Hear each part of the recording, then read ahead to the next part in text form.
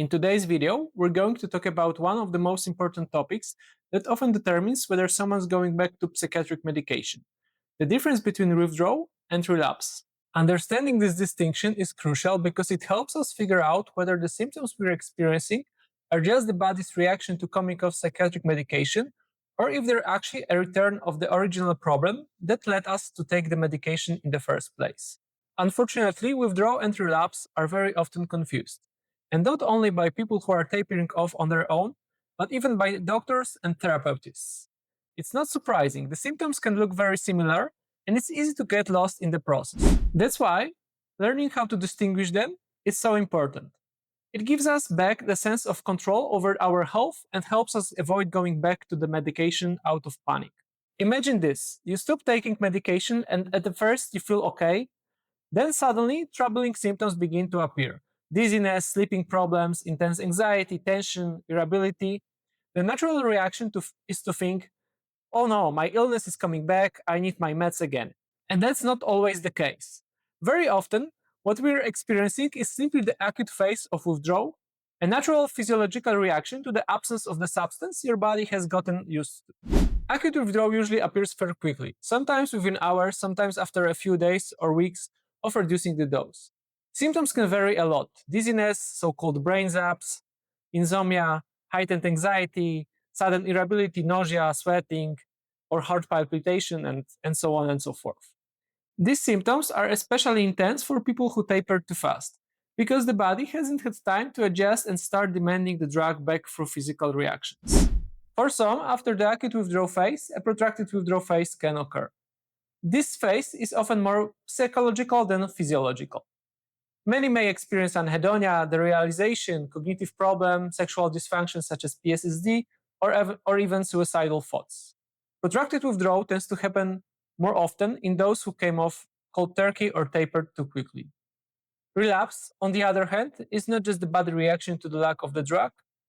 Relapse is often a return to the original problem then medication was prescribed for in the first place.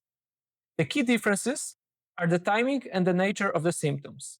Relapse develops gradually, usually over weeks or months, not suddenly after reducing the dose. Unfortunately, it looks very much like the issue we had before treatment: intense anxiety, depressive thinking patterns, and same mindset you're struggling with before. What's important is that relapse does not always go on its own.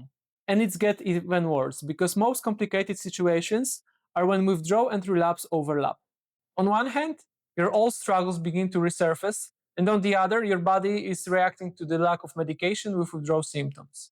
If you started medication because of the specific life crisis, for example, grief, divorce, or the stress of COVID pandemic, it's easier to tell the difference. If you quit the medication 5 years later, it's unlikely that suddenly having a relapse or grief of pandemic or anxiety. More difficult are the cases where medication was covering up trauma or personality disorders. Here are a few practical tips. If symptoms appear quickly after stopping medication and are strongly physical — dizziness, brain zaps, sweating, sleep problems — it's most likely acute withdrawal. If symptoms build slowly, resemble your pre-treatment struggles, and are mostly psychological, it's more likely a relapse. The exception is protracted withdrawal, which is also largely psychological but with characteristic signs like PTSD, anhedonia, or brain fog. Symptoms are very different from a relapse, whether you simply return to your pre-medication self. Another clue is the trajectory of the symptoms. Withdrawal symptoms usually lessen over time, even though they can be very uncomfortable and fluctuate in intensity. Relapse, on the other hand, tends to worsen until the underlying issue is addressed. Understanding this difference can bring tremendous peace of the mind. If you recognize that symptoms are withdrawal, you don't have to panic and immediately go back to the medication. That doesn't mean you need to suffer endlessly. You can look for ways to ease the symptoms or consider slowing down with a hyperbolic tapering if you reduce too fast. But the key is awareness, knowing what's really happening. The fact that you are experiencing difficulties after coming off medication doesn't automatically mean relapse. Very often it's just, and at the same time more than enough, withdrawal and natural reaction of the body.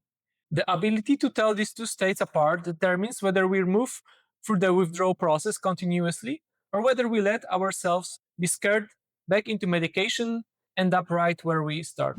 Dealing with both withdrawal and relapse at the same time is incredibly challenging, and it's easy to lose yourself in it. But I hope this video helped you sort things out and brought a bit more clarity to what you're going through.